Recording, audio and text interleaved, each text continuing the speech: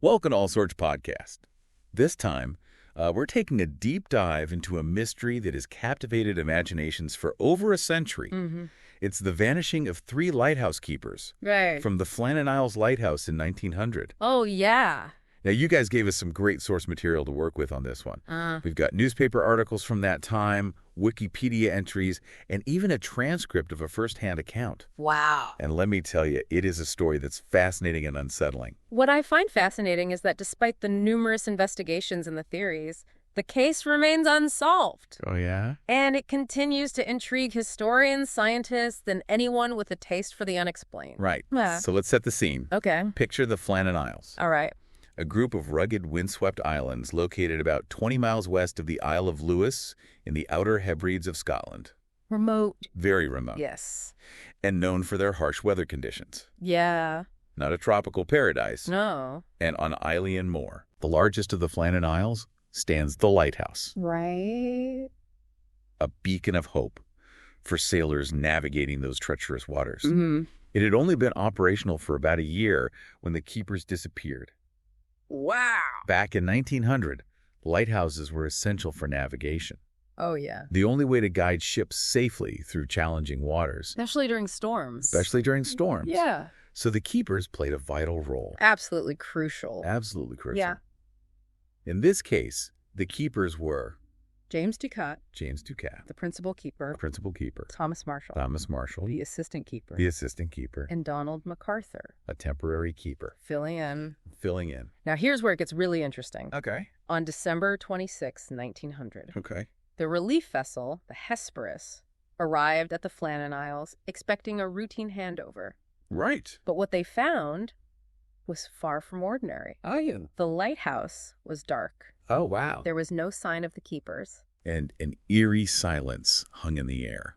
Oh, that's creepy. Joseph Moore, the relief keeper, Okay. went ashore and climbed the 160 steps to the lighthouse. Oh. He found the gate closed, Huh? the door locked, Mm-hmm. and inside, the beds were unmade. Hmm. The clock had stopped, Oh. and the table was set for a meal that was never eaten. It's like a time capsule. Yeah, frozen in a moment of interrupted normalcy. Yeah.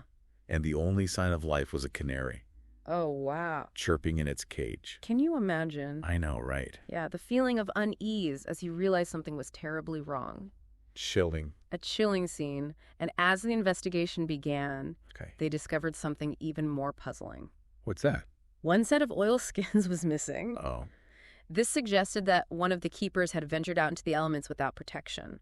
Why would someone do that? Yeah. What could have been so urgent Right. that they would risk their life in those conditions? That's one of the central questions. Now, when they examined the area around the lighthouse, Uh-huh. they found significant damage at the west landing, Okay. broken railings, a displaced boulder, ripped turf, and a smashed supply box 108 feet above sea level. Above sea level. Yeah. So it was clear a powerful storm had hit the island. Right.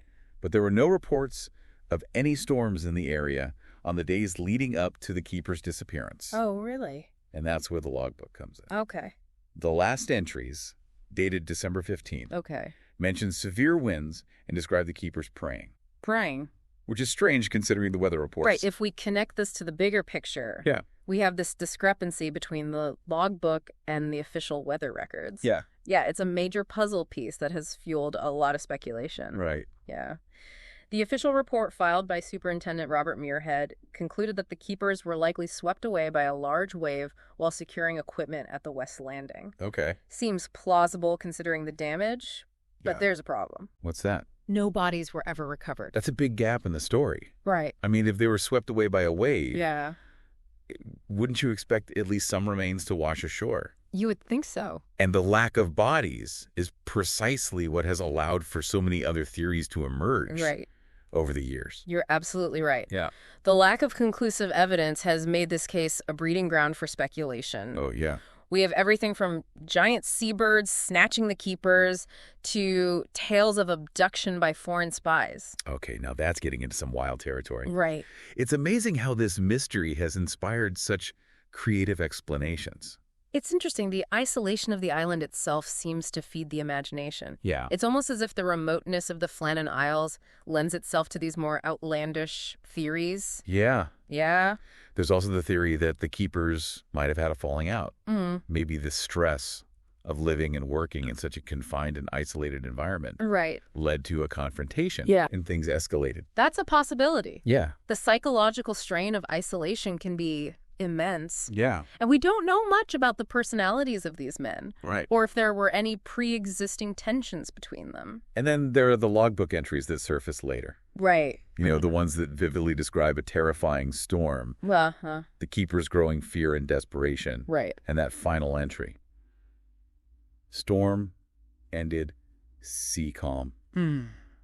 God is for overall. Oh, wow. Those entries really add a chilling layer to the mystery. They do, don't they? But there's a twist. Okay. Research has indicated that those dramatic logbook entries were likely added after the fact. Wait, so those entries might not be authentic? They seem to be embellishments to the story, Oh, wow. perhaps intended to heighten the sense of mystery. That's fascinating. Yeah. It makes you realize how easily a story can be distorted over time, especially when it captures the public's imagination. It's a reminder that even in the face of what seems like compelling evidence, we need to be critical and consider the source. So if those storm details are unreliable, Yeah. where does that leave us? Right. How do we make sense of what happened to the keepers? Well, more recent theories have shifted the focus to the island's unique geography Okay. and the psychology of isolation. Okay. For example, one theory suggests that a rogue wave emerging from a cave near the West Landing might have caught the keepers off guard and Right. swept them away. But wouldn't a wave powerful enough to do that have caused even more damage to the lighthouse itself? That's a good point. Yeah. The West Landing is particularly vulnerable to waves that are amplified by a unique underwater cave system. Okay. This could explain how a wave might have reached a height sufficient to sweep the keepers away without necessarily causing significant structural damage to the lighthouse. Okay, that makes sense. Yeah. It's a reminder that even in seemingly well-charted areas, there can be hidden dangers Right. and unpredictable forces at play. Precisely. And then there's the theory about Thomas Marshall. Okay. Remember, he had been previously fined for lost equipment. Yes. Perhaps he was trying to secure something during a storm to avoid another penalty and ended up taking a risky action that led to the tragedy. That detail about the missing oilskins adds another layer to this theory. It does. Doesn't it? Yeah. It suggests a sense of urgency, perhaps even panic, Yeah. which would be consistent with someone rushing out in a storm without thinking about their own safety. Exactly. Yeah. And of course, we can't rule out the possibility of human error or misjudgment, Right. especially in an environment as challenging and unpredictable as the Flannan Isles. This mystery continues to fascinate us, even after all these years. We've explored so many different angles, Right. from rogue waves and geographic quirks to the potential impact of isolation on the keeper's state of mind. And yet we still don't have a definitive answer. That's the allure of the unknown, isn't it? Sparks our curiosity and compels us to search for answers, even when those answers may remain elusive. I'm also struck by how the story of the Flannan Isles keepers has taken on a life of its own. Right. It's been the subject of books, films, songs, and even plays. Oh, wow.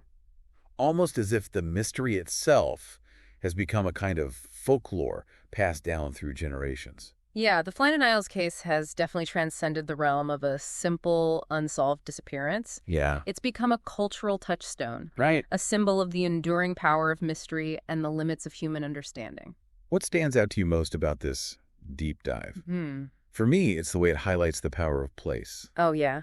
The remoteness and harsh beauty of the Flannan Isles seem to have played a significant role in shaping both the events themselves Right. and the way we interpret them. I agree. The landscape itself becomes a character in the story, Yeah. a force to be reckoned with. Right. It evokes a sense of isolation, vulnerability, and the raw power of nature.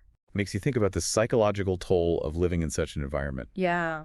Imagine the feeling of being constantly exposed to the elements, the endless sound of the wind and waves, and the knowledge that you're miles from any form of help. Right. It's a stark contrast to the connected world we live in today, Yeah. where we're rarely out of touch with others. Right. The Flannan Isles mystery reminds us of a time when isolation was a very real intangible experience. Well, I think we've done a pretty good job of exploring the various facets of this enduring mystery. I think so, too.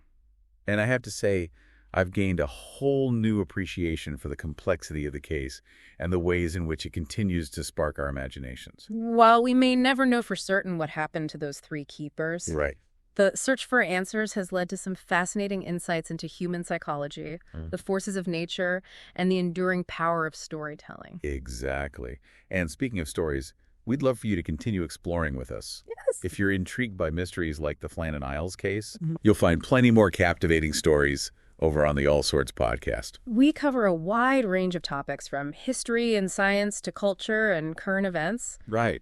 always with the aim of sparking your curiosity and giving you something to ponder. You can find All Sorts podcast on YouTube, Yes. where we share our deep dives and other thought-provoking content. Make sure to hit that subscribe button. Yes. And the notification bell so you don't miss out on any of our future explorations. And we'd love to connect with you on social media as well. Yes.